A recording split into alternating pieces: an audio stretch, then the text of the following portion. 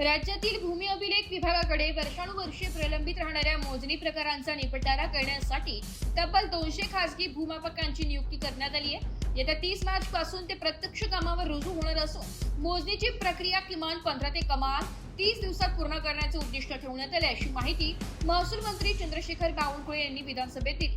गेल्या काही वर्षात हद्द, कायम बिनशेती, गुंठेवारी आणि भूसंपादन यांसारख्या मोजणी अर्जांची संख्या प्रचंड वाढली आहे। मात्र मनुष्यबळाच्या कमतरतेमुळे या प्रकरणांचा निपटारा रखडलाय।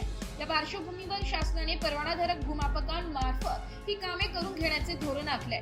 याबाबत बावनकुळे म्हणाले की 6 मार्च रोजी 200 परवानाधारक भूमापकांची नियुक्ती केली आहे। सध्या त्यांना 2 आठवड्यांचे प्रशिक्षण दिले जात असून 30 मार्च पासून ते भूमी अभिलेख विभागात रुजू होतील।